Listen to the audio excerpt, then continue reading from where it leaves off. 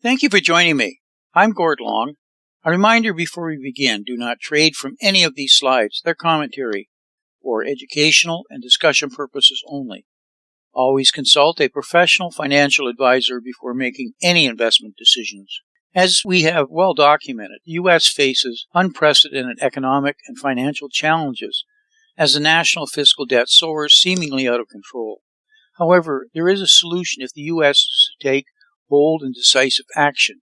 The window is rapidly closing, the time short, and the risks are not insignificant, but it is possible. The U.S. must implement a national policy approach that will place it on a path to delivering a sustainable competitive advantage for the nation. This sustainable competitive advantage must deliver performance that will be consistently better than its competitors over the longer term. The sustainable competitive advantage must have unique strengths that will be difficult for competitors to replicate. This subject is important enough that we will do it into a two-part series accompanied by expanded materials in our weekly newsletter. Hopefully this effort will aid you in building an investment portfolio that will likewise perform and the results also being sustainable. In part 1, we covered the areas outlined here, where we focused on what and why something must be done, as well as what it will take. In part 2, we will focus in this session on how it can be done. The approach is different than anything previously attempted by the U.S., but actually builds on what is already in place, but which needs to be properly organized, structured, and financed. The change in how money and credit is now created has completely altered the investment landscape. This all stems initially from the U.S. currency becoming a fiat currency under President Richard Nixon, and subsequently the Federal Reserve adopting two significant policy stands. First, reducing the long-held U.S. bank reserve requirements of the U.S. money center banks to 0% from a historical average of 14.1%. Number two, the Federal Reserve then paying interest to money center banks on bank reserves and reverse repo assets on deposit with the Federal Reserve. This has made money effectively limitless if the collateral securing the money is accepted as having a financial value. The opportunity for the U.S. government to raise money now can start with the U.S. government pledging assets owned or controlled where a financial value and title can be legally established. This is the craft and trade of Wall Street in an era of collateral transformations, collateral swaps, and any number of creative new derivative structures.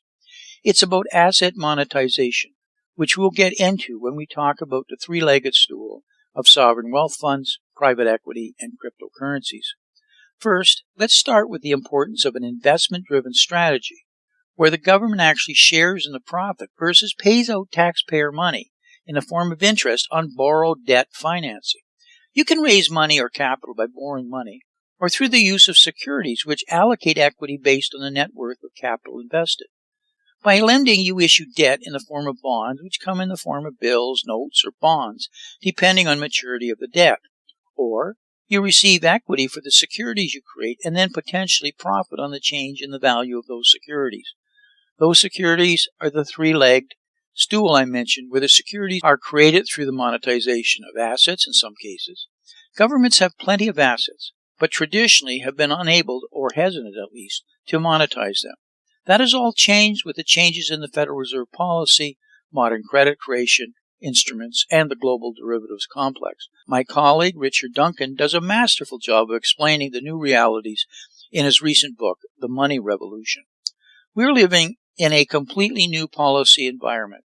The old world was one where we had gold-backed money, balanced trade, large budget deficits, and excess money creation. Actually, it did more harm than good in many ways. The new world is about large-scale government investment where it's possible, new investment global industries and technologies that are available, financing of large-scale money creation where it's sought out, and the delivery of technological revolution is possible. This would deliver higher rates of economic growth, but it would also solve many intractable global problems and radically improve the well-being of everyone. What we need to understand is the U.S. strategic imperative. The United States can and must make a multi-trillion-dollar investment in new industries and technologies over the next 10 years in order to ignite a technological revolution that would turbocharge economic growth, consolidate the country's geopolitical preeminence, and vastly enhance human well-being, not only in the U.S., but all around the world. Again, this is from Richard. As many long-term subscribers are well aware, as a colleague of mine who took and presented this to the United States Congress, which had been a key instrument in them actually announcing that we'd have a sovereign wealth fund, of them properly understanding the problem. The U.S. must be seen to be the place to invest fixed investments and capital stock. It isn't the same place that it was even 30 years ago. Investments are not trades and are strategic and long-term in thinking. Yes, they can be bought and sold with high returns, but the liquidity comes with restrictions. Large investments are the bread and butter of global institutions for their assets under management, or AUM. Before they consider how much to invest, what and where to invest, and how to structure the investments, they must have a strong confidence in the country they are investing in. The U.S. has long held that vantage point, but in recent years this has not been the case, as administrations were not pro-business and in fact almost predatory. The U.S. must reestablish itself as an attractive pro-business destination. To do this, the U.S. must, 1, remove the threat of taxation, reduce regulations, reduce the possibility of a chance of nationalization and confiscations, to fund irresponsible governments. Those are real worries in the United States from foreigners abroad. The country must reward, not de-incent, through tax treatment and limited regulatory hurdles, corporations that need to invest or investors who want to invest in the United States, new expanding industries or reshoring opportunities. A country must become business-friendly versus hostile. This needs to be reinforced in America, and I am pleased to see so far the new administration is doing exactly this. Capital grows, but debt, on the other hand, suffocates and chokes. One of the most important things to understand is that capital grows, it evolves, and it becomes more complex. Capital transforms the way people live and the environment in which they live. Capital grows and evolves due to investment. The amount and type of investment determines the speed at which capital grows and the direction in which it evolves. The U.S. is losing its position as the world's most important economy because it now invests too little. It borrows money which it spends, but it isn't investments into productive assets. It's based on spending into consumption. The rate of growth of the U.S. capital stock, or fixed assets, has been slowing since World War II and has been particularly weak since 2008. The average annual growth rate since 1926 has been 2.5% a year. In 2019, it was 1.6%, and that was the highest growth rate in a decade. The growth in capital stock has slowed because investment has been weak for fixed assets, that is, tangible assets used in the production of income. Insufficient government investment is to blame. Government investment in fixed assets declined 7.1% of GDP in 1961 to only 3.5% of GDP in 2019. U.S. government spending is being used, as I said, for consumption or transfer payments to support a 70% consumption economy versus fixed assets which return capital. In 2019, China invested twice as much as the U.S. relative to the size of their economy. Investment in China accounted for 42% of Chinese GDP, whereas U.S. investment made up only 20% of U.S. GDP. China is growing much more rapidly than the U.S. economy. Investment creates capital, and capital generates income. China has been investing more relative to the size of the economy since 1970. China is now actually investing much more than the U.S. in absolute terms. In 2019, China invested 36% more, or $1.6 trillion more than the U.S. did. China is now investing more in fixed income than the U.S. and has every year since 2011. If this trend continues, China will soon overtake the U.S. to become the preeminent global superpower.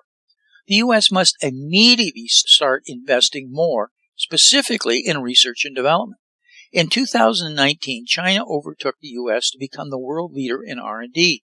While a great deal of extraordinary work in R&D is being done in the United States, current levels are just simply insufficient because China is simply investing more. They are also investing smarter because they have a plan. It is called Made in China 2025, and it was initiated in May 2015.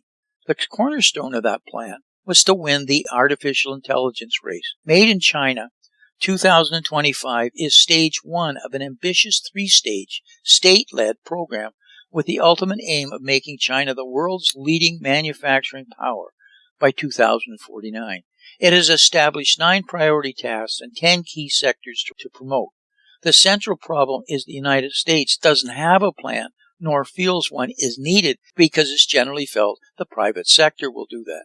However, the U.S. must immediately start investing more in R&D as a nation.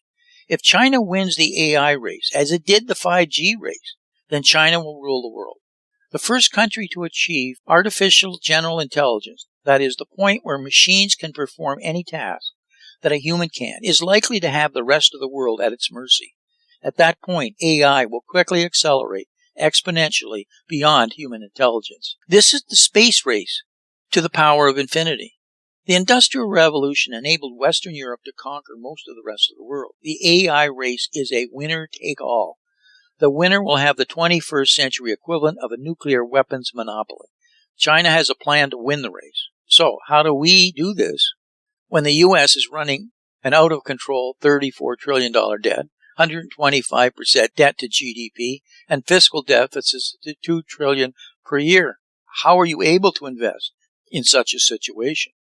What you need to do is you need to think differently. We start by monetizing U.S. government assets and then approach the financing of our investments in a competitive strategy using new investment tools. A 3-legged investment stool consisting of a sovereign wealth fund, which we just created, where we monetize U.S. government assets to begin the funding of it, private equity, where we incorporate private equity in the forms of institutional investment, and cryptocurrency, where we use cryptocurrencies to capture trapped foreign investment. The sovereign wealth fund concept is about monetization of public assets, refers to generating revenue from government-owned assets like land and roads or infrastructure by leveraging private sector expertise and investment, often through leasing or partnerships, to unlock their economic potential. Asset monetization is the process of creating new sources of revenue for the government by unlocking economic value of unutilized or underutilized public assets. The goal is to generate income from assets that might otherwise be underutilized or not generating any revenue, allowing governments to invest in new infrastructure or other priorities, as we outlined in Part 1. Examples would be land and real estate, same as being used with asset-backed securities or mortgage-backed securities, licenses that come out of the FCC, leasing out public land for development or infrastructure projects, public-private partnerships we've been using for years and very broadly based, which are collaborating with private companies to manage and operate public assets, with the private sector receiving revenue in exchange for their investment and expertise, and infrastructure investment trusts, allowing investors to invest in infrastructure assets through a trust structure generating income for the government and investors, or in selling assets where we're selling off unused or underutilized government properties. Additionally, private equity, on the other hand, has exploded into trillions of global investment that is ripe for investing in monetized U.S. assets, as well as targeted investments as part of the sovereign wealth fund strategy and its investment. The reason President Trump states he wants to be the king of crypto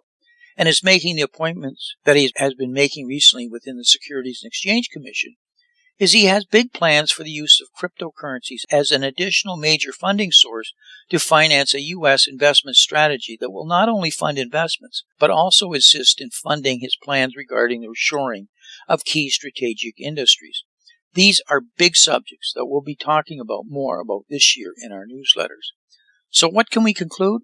As we concluded in Part 1, it is all about having the leadership to carry out this plan. Visionary leadership, boldness of quest, and harnessing a divided nation. What we tried to point out in Part 2 is a new way of doing this is there. It's there to be taken, to be harnessed. We just need to do it. The only thing standing in our way is actually Washington, where the power wrangling takes our eye off the ball or makes change impossible for either party to carry out what is actually required and desperately required. A divided country is a kiss of death in a time of a country in emergency. It can bring a country together if there is a shared agreement on the threat and the solution to that threat. It won't bring a country together if no one even realizes the problem or refuses to recognize it, because it may give the other party some sort of public perception advantage. We can only hope for the best.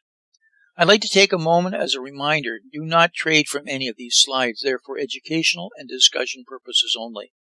As negative as these comments often are, there's actually seldom been a better time for investing. However, it requires careful analysis and not following necessarily what has been the true and tried approaches. Do your reading and make sure you have a knowledgeable and well-informed professional financial advisor. So until we talk again, may 2025 turn out to be an outstanding investment year for you and your family. And I sincerely thank you for listening.